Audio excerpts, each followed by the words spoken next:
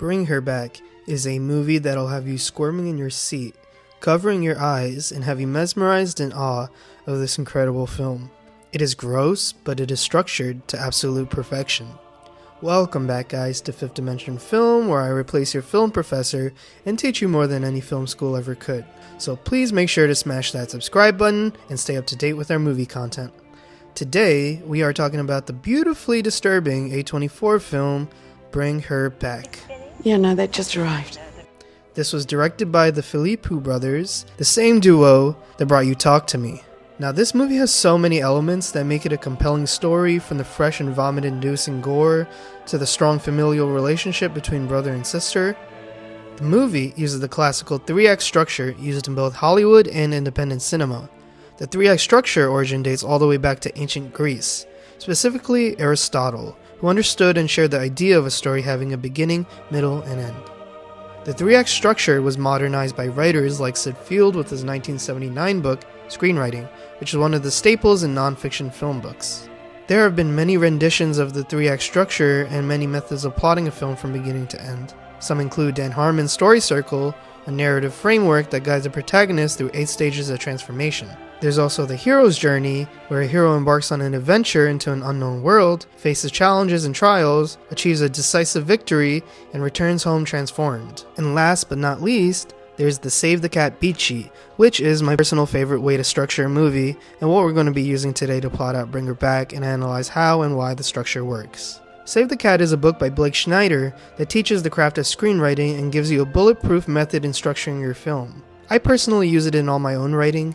It's easy to understand, works broadly for a range of genres and styles, and is detailed enough where you don't lose your story in the crashing waves of your 3 acts. I love to study film structures because it's a foundational aspect in filmmaking. I'm not saying every movie needs to follow a cookie-cutter structure, but it's a guide that you need to learn before you try to experiment. Before Nolan or Tarantino could play around with time and continuity, they had to learn how the 3-act structure worked. And on top of that, even in movies such as Pulp Fiction or Tenet, there's still the 3-act structure used, even if it's not so obvious or perfect. We're going to be following the Save the Cat beat sheet to plot out this movie from start to finish. And as always, on Blake Schneider's Save the Cat story structure, we start with the opening image. The opening image does a few things. It acts as a hook to draw you in and make you interested in watching more of the film. It also sets the tone of the film. It shows you what the world of the story looks like before the transformation. And it also sets the genre and the story up. It is a meaningful part of the movie that should make logical sense with the rest of the film, but not always. It tells you the kind of movie you're about to watch. A horror movie will usually have something eerie or uniquely dark in nature to provoke a feeling of fear or unease. It may not always do this, but it's safe to assume most will, at least in classical story structure. And page 1. In Bring Her Back, the film opens to whispers of strange Latin over a black screen. The Latin sounds ominous and evil in a bizarre kind of way, then reveals this large, rough-drawn circle on the ground with the woman standing at the center. A moment later, a man unclothed walks inside the circle up to the woman and places his hand on her head. Now, with just that little bit, we can interpret this movie as something soaked in occultist lore in some capacity. And in the background, we hear eerie drowning synths that add to the layer and really hit home that this is a horror movie. So let's do a hypothetical. What if instead this demonic ritual, the Philippe brothers make their opening image a grainy image of a shark swimming in water? Now let's dissect that. Yeah, sharks are scary, and the grainy texture may add some sort of creepy factor, but what does the shark have anything to do with Bring Her Back? But unless the shark is a metaphor for trauma or loss of a child in Bring Her Back, using a shark would change the film entirely, causing the end product to be totally different. That transitions us into the next beat on Blake Schneider's beat sheet. Theme stated. Theme stated is usually within the first 5 pages and is usually stated in a way that sets up the meaning of the film. This is where the protagonist hears something that they need to hear but don't necessarily want to hear. Maybe the protagonist doesn't fully understand the meaning yet. In Bring Her Back, there are underlying themes of grief, loss, and trauma, which we will see later on. We can see this when Piper is mourning the loss of her father and Andy tells her that he's on a plane going up to heaven. This shows that Andy is trying to lighten up the mood or make it less grim. And the fact that they both lost their father and are going up to a new home with a stranger, Piper might need that. Setup. pages 1 through 10. It's commonplace for a script reader, producer, agent, etc. to say that if the first 10 pages of a script are weak, they'll stop reading. That's because it's really the first 10 pages that quote-unquote set up and establish the old world within the story so that the characters can start voyaging into their new world. The setup includes the opening image, theme stated, and it usually includes the protagonists of the film and shows them in their old way of life. These are arguably the most important pages of the script. They can make it or break it entirely. In Bring Her Back, here are some things we learn in the setup early on that set up the story to come. The tone is set with the demonic ritual at the beginning. Then we meet Piper, who is sweet and wants to fit in. Since she's partially sighted, she can only see shapes and light. She stands out and has a stepbrother named Andy who cares for her deeply. They discover their father lying dead on the bathroom floor one day with blood everywhere. After this, they meet with a social worker who says that there's a foster home ready and excited for Piper, and that Andy will be going to a supervised unit separate from his sister. This doesn't work for them, and they need to stick together, so they convince them to let them stick with each other. Andy has had some trouble in the past with authorities, which is the reason for the trepidation from the foster home. The social worker claims that Laura has had issues with troubled youth in the past, but the social worker agrees if he behaves, she can make it happen. Then, Andy and Piper move into Laura's house finally, which leads us into the catalyst. Page 12. Catalyst, or what I usually call the inciting incident. The catalyst in the Save the Cat story structure is what sets the hero on his or her journey. It's the change that occurs that sets up the reason we're watching the movie in the first place. It's an event that disrupts the old world of your character, but they're not there yet. They're still tiptoeing around the idea of it, but have not made that commitment. In Bring Her Back, the catalyst is moving into Laura's home, and it's getting weird and strange vibes, the eeriness that comes from Oliver, especially when Oliver is holding the cat and didn't want to be held. That really sets up the oddity and strangeness of this new place. Another notable weird moment is when Laura looks through Andy's phone without his permission, then shows some real genuine passive aggression about Andy calling Oliver a weirdo. The debate. This is where there's doubt, and questions, and hesitation on entering the new unexplored world. In Bring Her Back, Andy has no choice really. If he doesn't behave or do whatever Laura or the social workers say, he will be separated from his sister Piper. But Andy, with his facial expressions and quiet uneasiness, can feel something a bit off with Laura. But he hasn't come to terms with it yet, since it's too early to tell. When Laura says, "You don't have to be so defensive," to Andy, she's showcasing the debate stage purely. Being defensive and skeptical, and hesitant for that matter, is the essence of the moments before the protagonist breaks into two, which is the next plot point in our film. We typically break to 2 at the 25-page mark, and by break into 2, I mean we enter Act 2 of the film. The protagonist is done debating and takes the plunge. They fully embrace their new world and begin on their journey. In Bring Her Back, even after all the weird things Andy has noticed from Laura and Oliver and the weirdness of this house, he decides to stay. To be more specific, it's at the funeral scene. Andy seems to not have fully embraced the death of his father, and Laura convinces Andy to say goodbye and kiss his dad. Andy doesn't feel comfortable with it, but inevitably listens to Laura, and she actually kisses his father as well. After, this is when the protagonist and the audience for that matter get to experience this new world, which leads us into B's story, which we see at around page 30. Now, when this section of the film is done right, it can really take it to another level. It's where another subplot occurs, sometimes in the form of a love story, but not always. It's done to thread in the theme some more and add more subtext to the film. In Bring Her Back, it's not the commonly used love story. The funeral scene kind of acts as a multi-pronged device that both enhances the weirdness of Laura, the theme of grief in the film, and the relationship dynamic between Andy and his father. But enough of the B story. Now, for my favorite part of the movie, and one of the hardest for me to get right, fun and games. Fun and games sort of kick off at page 30 up to page 55 around, usually.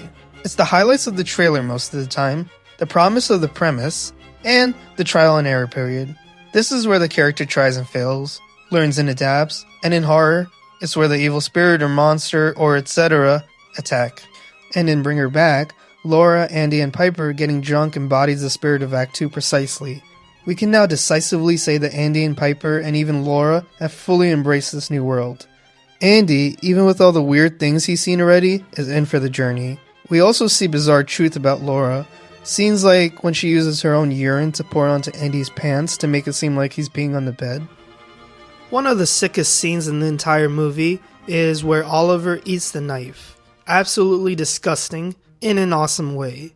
It's a pure example of promise of the premise, and that promise was kept. I remember seeing this movie in theaters, and that scene came on and people around me were audibly disturbed, and a couple of them actually walked out. Which leads us into our next beat, one of the most important beats, and I keep saying that, but this one is very important, and a lot of people get this one wrong, and that is the midpoint, also known as the false victory or false defeat. This is where the movie has one of the biggest tonal shifts. It's where something important occurs and where the goal of the protagonist changes. It sets the rest of the story up for climax and closure, and it's in the middle of the movie, roughly. In Bring Her Back is when Andy is taking a shower with the shirt on and sees his dead father covered in sores and scabs and black veins in the bathroom with him. His dad whispers, "She'll die in the rain," and then Andy slips on some vomit and falls and hits his head. He wakes up in the hospital and asks Laura where Piper is and is worried about the statement his dead father made, and told Laura not to let Piper out in the rain, and told her about what his father said. This shifts the entire tone. Andy went from just trying to keep his sister and him together, and now the goal has changed to Andy trying to keep Piper alive. And then it slips out. Laura says it. She slips in the, may I add brilliantly, eerie, how she unalived Andy's father and plays it off like she didn't say that. The mind games at work. This is the false defeat. The next beat is Bad Guys Close In, pages 55 to 75. Now this is where things get really spicy. And this is when quite literally the bad guys close in. This is where the protagonist starts to tighten their grasp. Hard. In the movie Bring Her Back, we see creepy and heart-pounding scenes of Laura standing outside with Piper playing in the rain. What makes this scary is that we were already told the prophecy of Piper potentially dying in the rain, and Andy is in the hospital helpless, leaving Piper alone with the monster. Laura also asks Piper if she may want to stay with Laura when Andy goes. Laura is sinking her claws. The tension is rising fast. Another tense moment is when Laura sprays Andy's cologne on herself and hits Piper. This pins Piper against her brother and Andy against Laura. Laura tries to convince his sister that Andy hit her due to his fragile mental state. This is the nail in the coffin for our next beat. All is lost, page 75. This is a loss, a major one. This is the lowest point of the character's story and one that can feel hopeless. This is when Piper and Andy are separated, and Andy goes to visit the social worker at her office and discovers something evil. Oliver has been a missing boy this whole time, and a picture of him has been hanging up in the social worker's office. A picture of him before he was mutilated by the angel that possesses him. Another scene that signifies all is lost is seeing Oliver's new form, bloody, damaged, and with horns. He attacks Laura and destroys the house. Next beat, Dark Night of the Soul. This is when the protagonist decides it's time to pull the plug. It's over. The story has ended. Losers lose and they lost. Or did they? In Bring Her Back, the Dark Night of the Soul moment for both Andy and Laura is when Laura starts the ritual, and when Andy leaves the voice message for Piper explaining the situation they're in. A heartfelt message between brother and sister intercepted by the monster Laura. He goes into detail of his father's abuse and how they won't let her see the monsters they truly are. That leads us into the next beat and our next act. Break into 3. Page 85. This is when the darkness didn't engulf our main character and swallow them into the oblivion. Our protagonist has seen evil and the darkness and wants to go towards the light. They use what they learned and all the lessons they took, all the heartache and wins and losses led to this. The social worker speaks and Laura hears her voice on the message. Laura's house is a mess, blood everywhere, and Oliver is corrupted. She needs to clean, and then Andy and the social worker arrive to Laura's house. The finale, page 85 through 110. The social worker talks to Laura and explains the situation. Andy's been saying stuff and she has to do her job. Laura walks her throughout the house while Andy sneaks in on his own. He finds Oliver eating Kathy's frozen body and the social worker discovers blood on Laura's face. Andy tries to warn the social worker and she tries to get away from Laura as Laura plays the best friend card. Typical. Then Laura runs them both over with her car. What an absolute horrific way to go. Piper comes home and thinks Andy is too because Oliver mimics his voice, but Piper figures it out after touching Ollie's head and decides to run away because she senses the danger after Laura lies about Ollie's hair. Then she discovers Andy's body lying unalive. Your heart sinks. Piper tries to run but knocks herself out. She's dragged to the pool to be drowned just like Kathy, but Piper uses level 1000 IQ and pretends to be Kathy for a second while being drowned and runs away and gets to safety.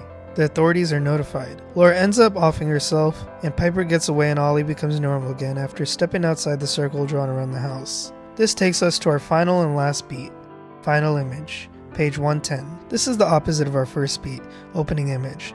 The opening image is our characters before they start their journey, before they enter this new world, and before they learn all the lessons they did and suffered all they did. The final image is the aftermath, the result, the transformation completed. It's the end of the journey. It's not always good, not always bad, but it is always a change. In our final image, the world is changed because Andy is gone, and Piper is alone.